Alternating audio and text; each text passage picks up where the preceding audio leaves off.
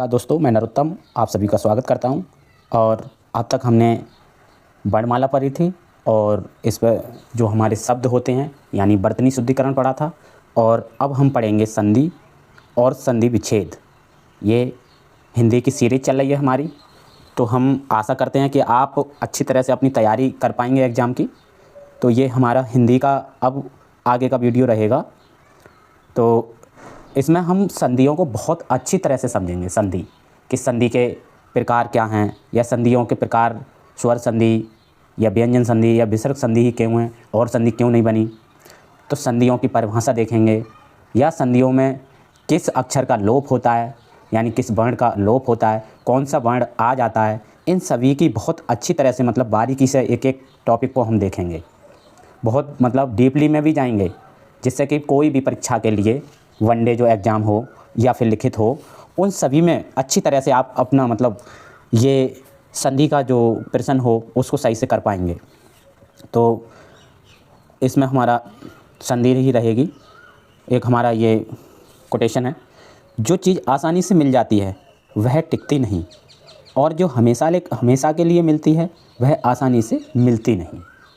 यानी किसी भी कार्य को आप अगर कर रहे हैं तो परेशानी तो आएगी ही। हर दिन आपको लगेगा कि आगे के लिए ये कार्य अब ना करें, बट नहीं, आपके लिए अगर कुछ बनना है, कुछ पाना है तो मेहनत करनी ही पड़ेगी। यानी जो चीज़ आसानी से, अगर कोई चीज़ आसानी से आपको मिल जाएगी तो वो टिक नहीं पाएगी, और जो हमेशा के लिए मिलती है वो आसानी से मिलती नहीं।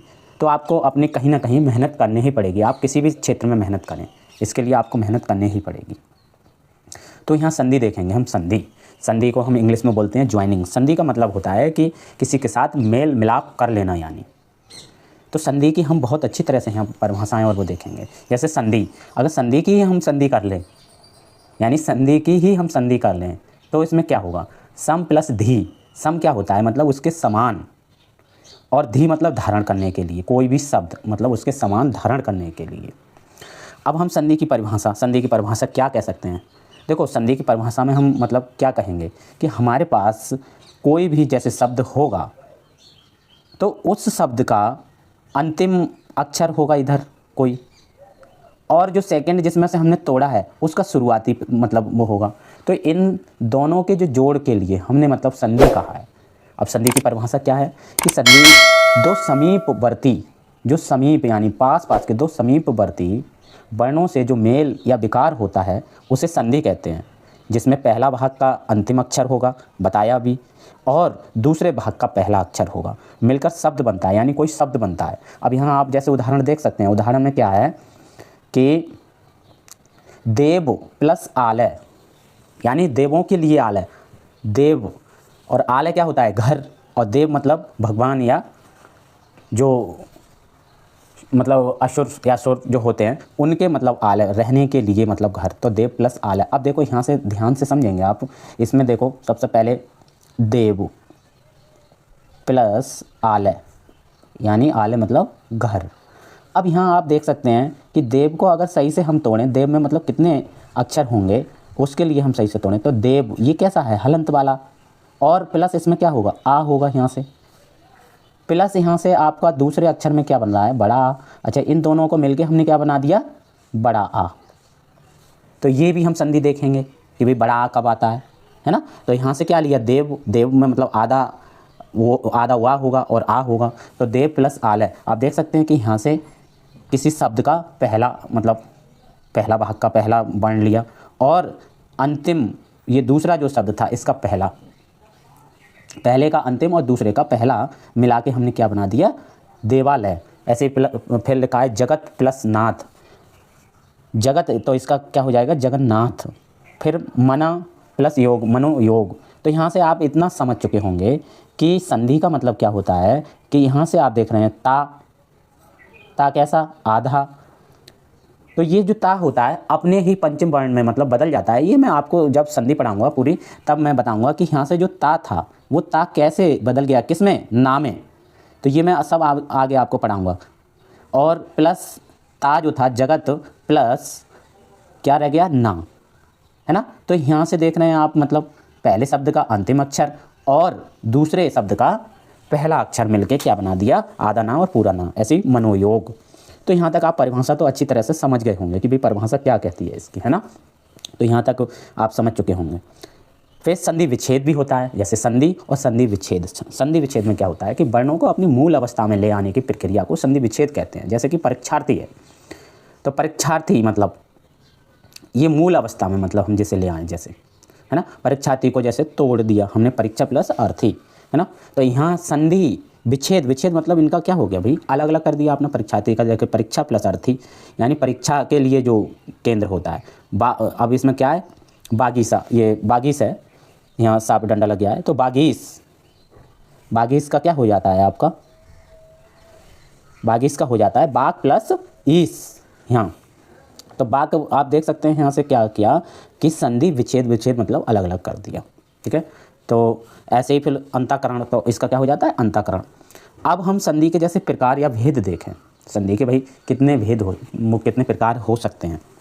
तो आपको पता होना चाहिए, जब हमने वर्णमाला पढ़ी थी, वर्णमाला में क्या था, यानी वर्णमाला में हमने वर्णमाला कंप्लीट करा चुके हैं पहले। आप अगर वर्णमाला की वीडियो नहीं देखी है तो उसको देख लें। वर्णमाला बहुत अच्छी तरह से आना चाहिए किसी भी हिंदी के पाठ पढ़ने के लिए, फिर चाहे आप उसमें संधि पढ़ें चाहे फिर समास पढ़ें। जब तक आपको वर्णमाला की पूर्ण ज्ञान नहीं होगा तब तक आप आगे की हिंदी के लिए कोई भी जो शब्द होगा उसको बोल नहीं पाएंगे या फिर उसको लिख नहीं पाएंगे। ये वर्णमाला पर ही पूरा डिपेंड करता है। तो वर्णमाला में जैसे आपने देखा था, उसमें क्या होते हैं, स्वर होते हैं और प्लस इसमें विसर्ग होते हैं, और विसर्ग के साथ फिर क्या होते हैं, व्यंजन होते हैं।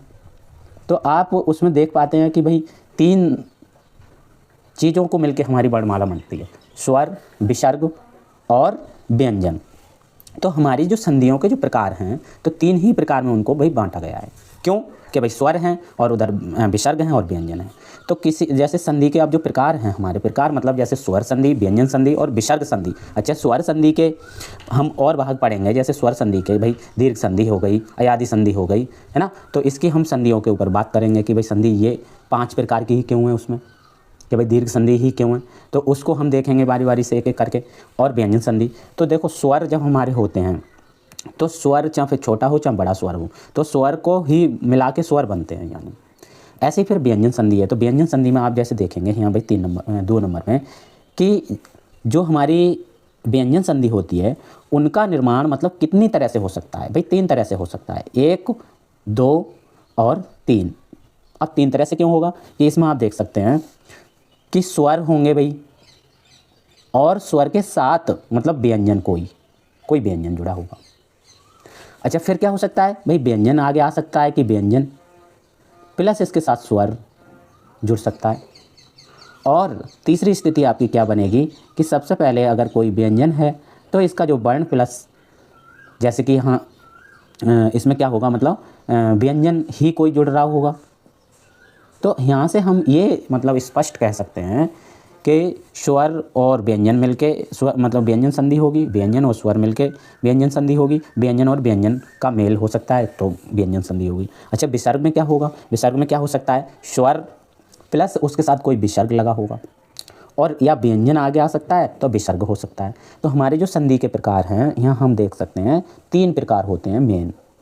बाकी हम स्वर संधि में 5 प्रकार होते हैं उनको देखेंगे। और जो व्यंजन संधि के जो नियम हैं कि भाई किसी अक्षर को हम जोड़ते कैसे हैं अपनी तरफ से, जैसे कैसे लाते हैं, जैसे प्रतिच्छेद, तो प्रतिच्छेद में प्रति प्लस छेद, तो उसमें जो हमारा चा होता है उसका आगमन कैसे हो जाता है। या फिर देख सकते हैं हम यहाँ से बाक प्लस ईस, इसमें गा कहाँ से आ गया।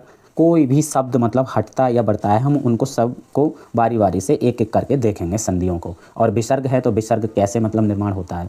तो यहाँ तक हमने आज अभी मतलब संधि के लिए सिर्फ इतना आपको बताया कि संधि की परिभाषा क्या है, या संधि विच्छेद क्या होती है, या संधि के प्रकार क्या होते हैं, और संधि के प्रकार इतने ही मतलब क्यों हैं, या फिर 3 ही प्रकार क्यों हैं, ये हमने आपको आज बताया था।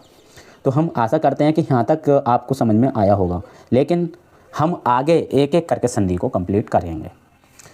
और हमने पिछली वाली वीडियो में आपसे जानकारी ली थी, क्या हम लाइव क्लास लें आपकी या फिर रिकॉर्डेड वीडियो ही डालते रहें। हम दोनों तरह से आपकी क्लास ले सकते हैं। Thank for watching this video.